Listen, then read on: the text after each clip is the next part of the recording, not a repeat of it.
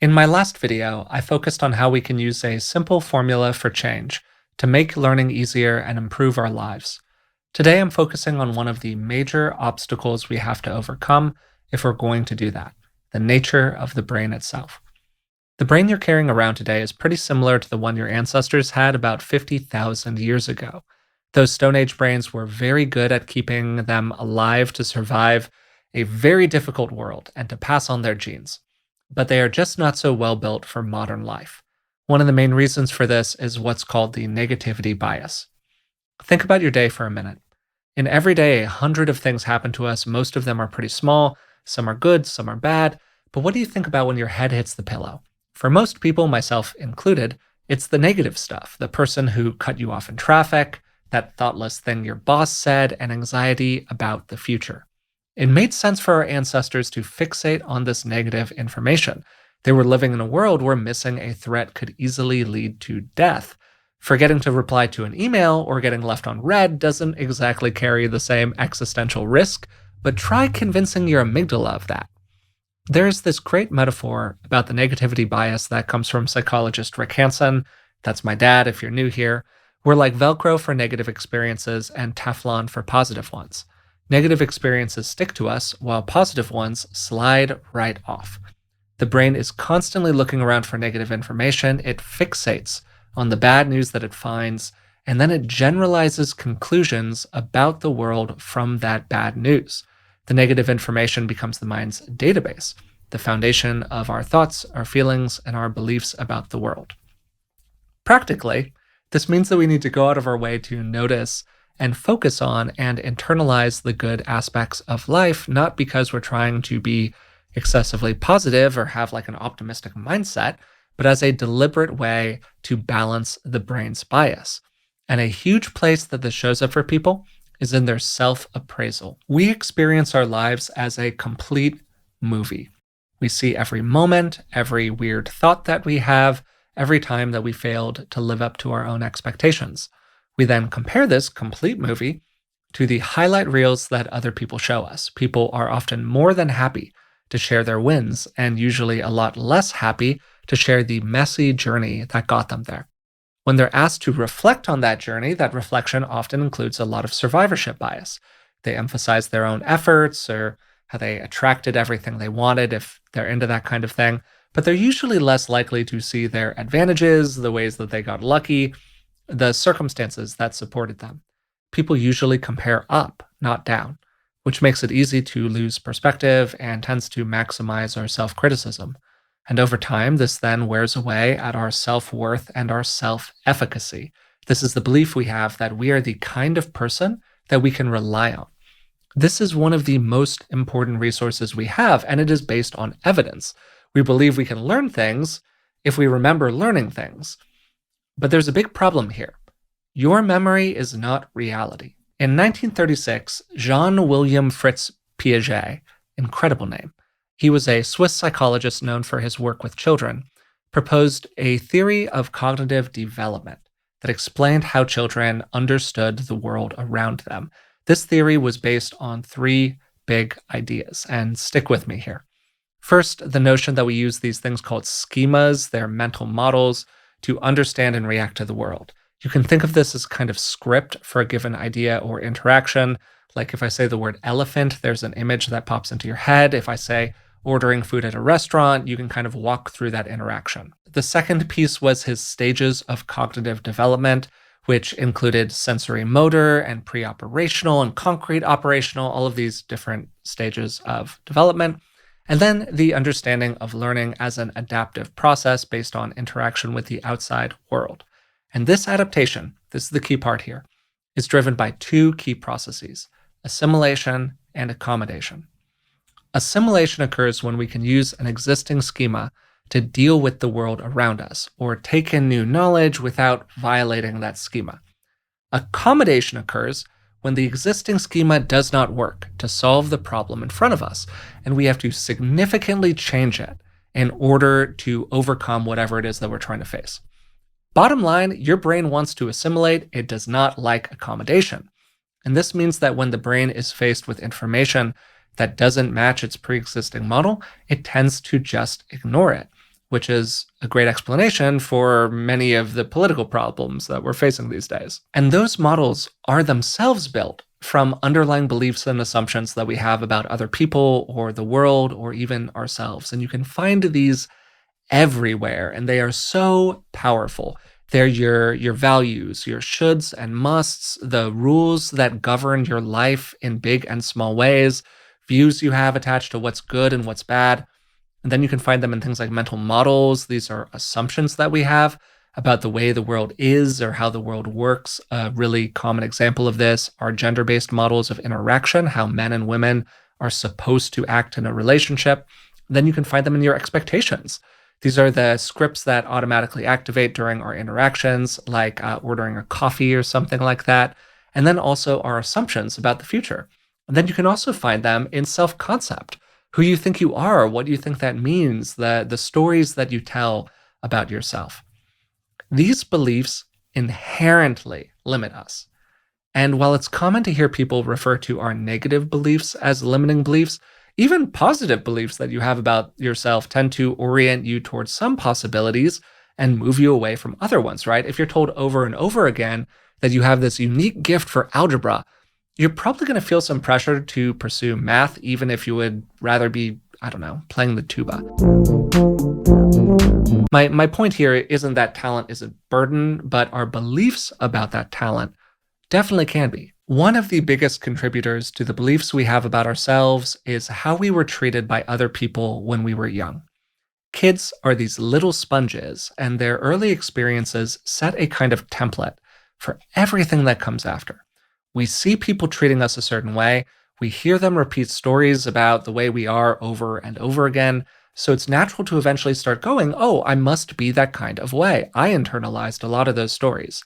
And those early relationships aren't everything. Sometimes when people talk about psychology, it kind of seems like the only thing that matters is the relationship you had with your mom when you were a kid, but they can cast a very long shadow over the rest of our lives.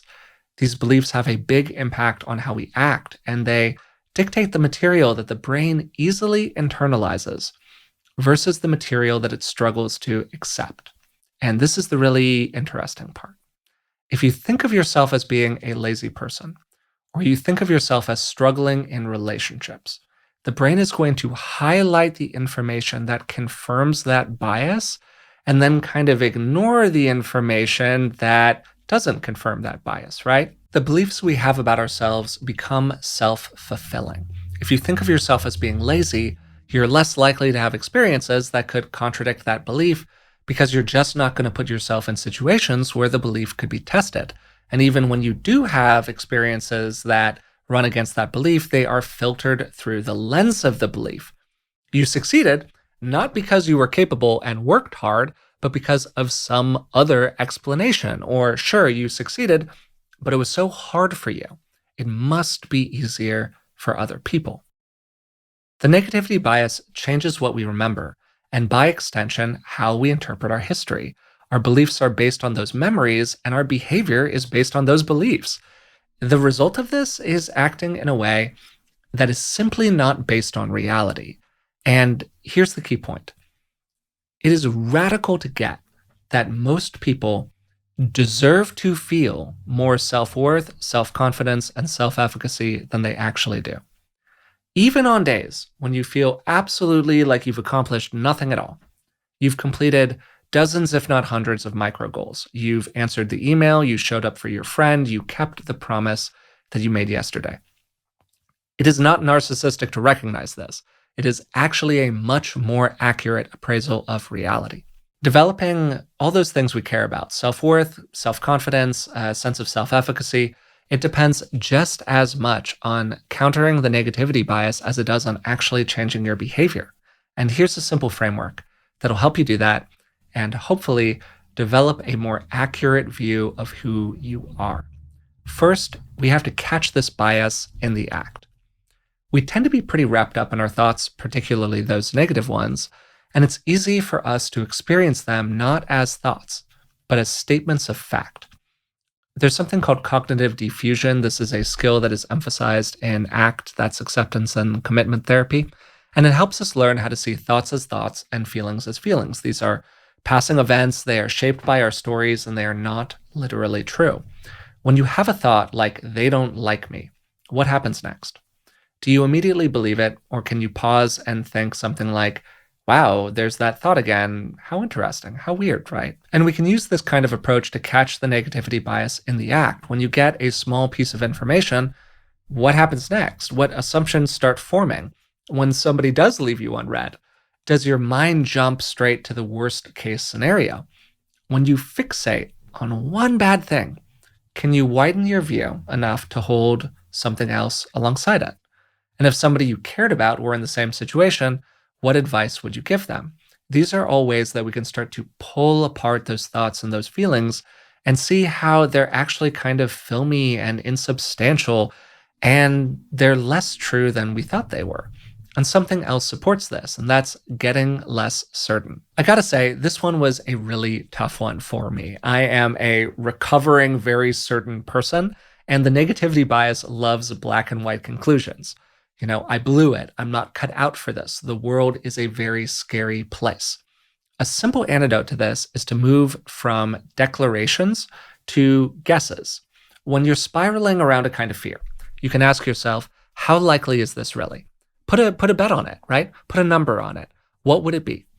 We can shift from total certainty, this is going to happen, which is a really good indicator that you are fused with a thought, to a possibility. I'm 60% sure that they're mad at me, but I guess it's possible, 40% possible, that they're just busy. Write it down and keep track. How right are you?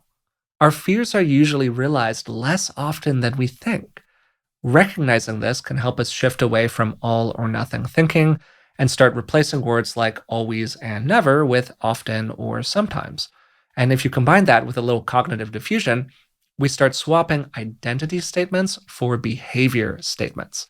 Even just going from I'm bad with people to that conversation kind of got away from me. Sorry, bummer about that. That's real progress. That actually makes a difference if you add it up. And when we add things up, we start to accumulate evidence. We see ourselves as effective because we experienced ourselves as being effective. Sometimes just noticing the ways we're already being effective is enough, but it doesn't hurt to go out of your way to stack up some wins. And you can go back to my last video on committable forms of effort. What's the small activity that you can commit to day after day after day? Can you define done before you begin? Spend 5 focused minutes doing a hard thing. And then when you're done, for God's sake, actually let yourself feel good about it. Keep a log, check the box every day, and over time you'll have a record of real evidence that you can do the thing. But that won't matter unless you actually install the good, because the brain is Teflon for those positives and Velcro for negatives, right? You have to let the ordinary wins land. Not to get on my soapbox, but this is a YouTube video. It's basically what this kind of thing is for. So for all of its excesses, American culture can be weirdly prudish about actually feeling good. But every small good thing, every single one of them, the time that you followed through, the smile that you received from somebody you like, whatever it is, this is a data point that disconfirms our negative beliefs. So you got to hold tight onto them. You got to let the moment sink in for at least, 15 seconds, something like that. Sometimes for people, it can be really helpful to notice where they feel something in the body. Or you could name why it matters. This is me being dependable. Hey, there's evidence that I'm valued by other people. Whatever it is for you. You could even write it down, keep a journal, find a way to log it that is more reliable than memory. And this is one of the ways that you advocate for yourself, both outside of your mind and inside of your mind. Because we don't just advocate for ourselves with other people. We have to be able to stand up for ourselves in our own mind. And this means pushing back against the parts of who we are that keep us stuck or work against our best interests. And we want to meet that inner critic with a strong, reliable, real inner voice. This voice doesn't deny reality, but it is caring and firm and specific. If you're starting to beat yourself up about some interaction during a conversation, what would it be like to say to yourself, yes, I got a bit defensive there, but that doesn't make me a bad person, and I did a good job of staying relational. I'll practice pausing before responding for next time.